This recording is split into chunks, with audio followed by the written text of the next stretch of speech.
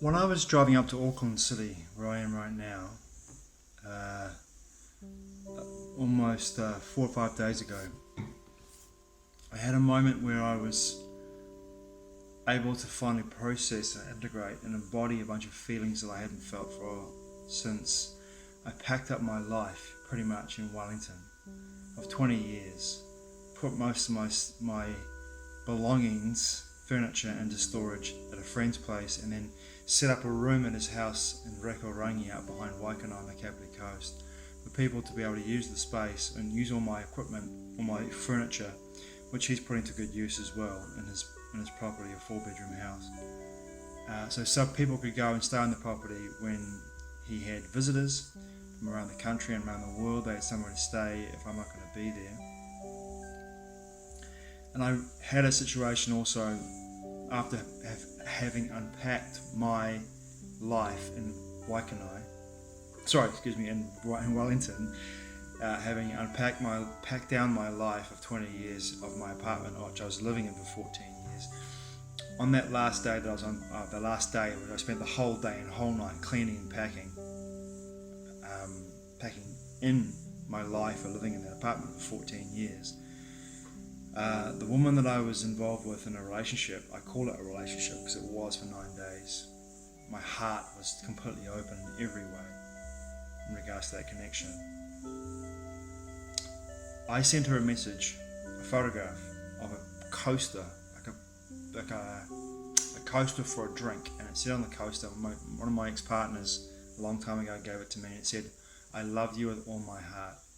And I sent her an image of that coaster and said, words to the effect of, "All the very best, all my love your way."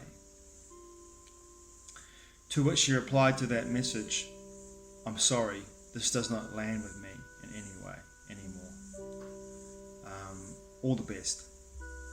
To which I replied to her in regards to me not feeling defensive, but me setting my boundaries with that individual after when she said it to me.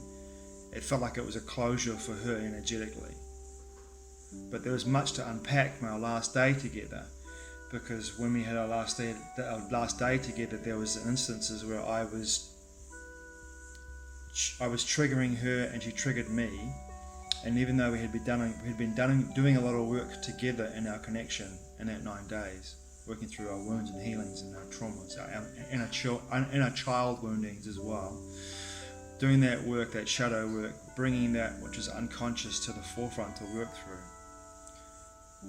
I felt in my place on that evening when I sent her the message with a photograph, when she said to me, "This doesn't land with me anymore," I felt like I wanted to close it down energetically in a way that was, for me, creating a container of closure around that connection, and then putting it down as a memory for me, and then moving forward in my life energetically.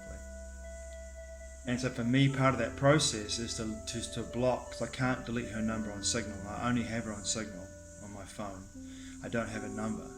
So it was for me to block her on Signal, so therefore there's no feeling of me wanting to connect to her. And if she's making a energetic severance with me, that was my form of doing the same thing for her.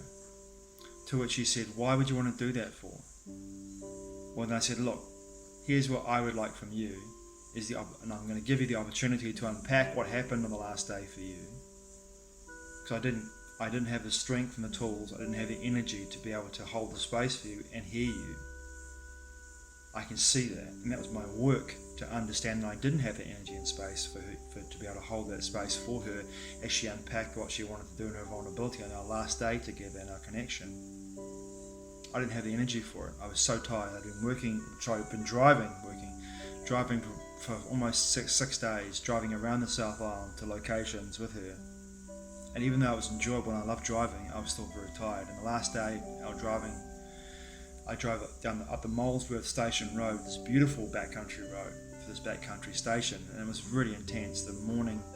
I had a very intense morning due to the situation I found myself in with Google Maps, and my anger towards Google Maps sending me on the fastest route, which was a backcountry road, which my two-wheel drive van was getting pummeled in the chassis, and it was invigoratingly invigorating me into a lot of anger and annoyance at Google Maps, not at her. But as empathic as she was, she began to soak in my energy, my projection into that container, right?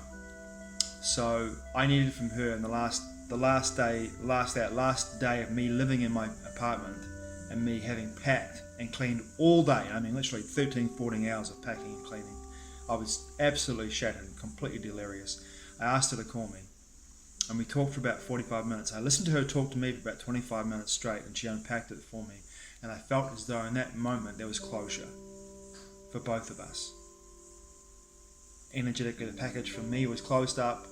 I put it aside as a memory in a container and left it. I haven't deleted her number, but I did that for me. But in the same moment, I didn't have the energy to be able to process what she'd said to me because I was so tired, and I was completely doolally and just going off on one after she finished talking. But I could feel from her end and my perception there was an energetic severance in regards to that connection that was done. So it would be almost a week later that I had the opportunity to have time to myself away from people, and I wasn't working as I was driving to process my grief of the end of that connection in every way. And so I did. The road from the Kaimanawa wall up to Reporoa where the butcher's pool is, and then across the island to the Pureroa forest, and then up through the Waipawa region. As I drove up towards Auckland, I processed my grief.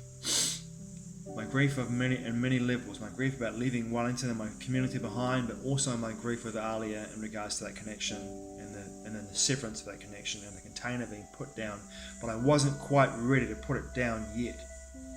So on the last on the Monday this week, when I got back to Auckland, I'm staying at my mother's place right now here in Auckland, Point Chevalier. I began to fully process my grief and my gratitude in the same moment. So I was able to feel the gratitude for the connection and the grief of the connection ending, and the opportunity for a new chapter to be written in my perception. So for me, the processing of that grief got to a point where I explained to her that this is my perception of how this energetic container needs to be created and put down, and then there's an opportunity for a new chapter to move forward. I can see where my sadhana, my work is in regards to my personal growth work, and how I need to, not necessarily need to, but I want to create in my life an opportunity to create space for a connection with someone that I was able to hear them, see them, and get what they were saying to me, even when I was completely exhausted and feeling like I couldn't hold space. If I had the right tools to explain to Alaya in that moment, hey, right now I don't have the energy to be able to hold the space. I'm super tired.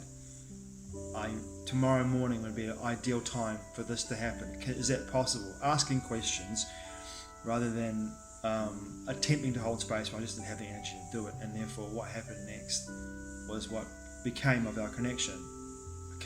A degree of confusion for me and for her, and we left on terms that were not amicable, shall we say. And then from that, the unpacking came, and then the closure, the energetic closure, and then from there we understand the lack of compatibility for us both moving forward.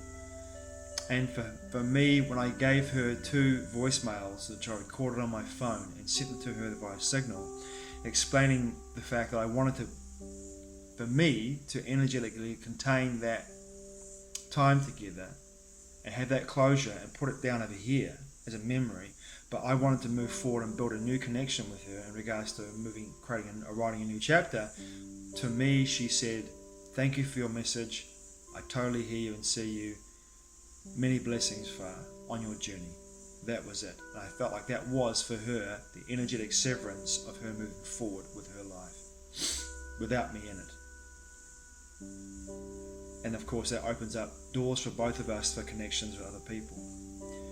But on the same day, that morning that happened for me, I had the process of my grieving of the end of that connection, and then the gratitude for the connection that I had with her those feelings, those emotions, those sensations that are accompanying the experience of the memory and also the moment as my body went through this process of letting go. Energetically, with this individual, I was feeling my grief and my gratitude at the same moment, and I was feeling it deeply. Now, in the past, I might have suppressed my grief and maybe allowed my gratitude to rise, but suppressed my grief in a way, or coped in a way that I would take and eaten food, drugs or alcohol, or find some stimuli outside myself, externally, that would have taken me away from my grief. But where I am now in my life, I actually felt into my grief deeply, and my gratitude in the same moment. So I was able to hold the space in my body for both those sensations, both those emotions, and the feelings and the sensations that came with those emotions as they moved through my body. And that gave me a deeper insight in how far I've come in regards to my personal growth experience, what I'm able to process, because there was deep gratitude and enormous grief as well in the same moment in that experience for me. So yes, is it possible to experience both gratitude and grief in the same experience? Without a doubt, and many people do it. And my experience was simply moving out of the way of myself to allow the grief and the gratitude to flow through me, and of course feeling it to heal it. As Dr. David Hawkins says, I felt it to heal it, and I felt it deeply. A great sense of gratitude for the connection I have with this beautiful individual, beautiful woman, but also a deep sense of grief as well, that my connection to her had come to an end. This chapter was over, and potentially the connection we have with the rest of for us both, reconnecting, rekindling a friendship, a new chapter, whatever that looks like. And in this moment, who knows what we choose to create moving forward. In this moment, that connection is now in a container for both of us. For me, my container's in my heart. For her, I can't speak for her in regards to where her container is, or if she has contained her experience in any way. That's for her to decide and for her to decipher. But for me, the container of my experience with this beautiful woman is in my heart, because that's where it belongs, that's where it came from, and that's where I'm putting it. But most essentially, importantly, I was able to do that process, grief and gratitude in the same experience, and feel it, truly feel it, rather than suppressing it, coping. I need this or this or this or this to deal with this external stimuli, and food, drugs, alcohol, sex. In the past, I would have gone to any of those modalities, or experiences, to intoxicate myself and take myself out of my grief rather than feeling it. And now, due to the nature of understanding that I don't want any unsuppressed emotion and sensations or feelings in my body that could cause any kind of dis-ease within my body, I choose to experience them. I choose to feel them deeply.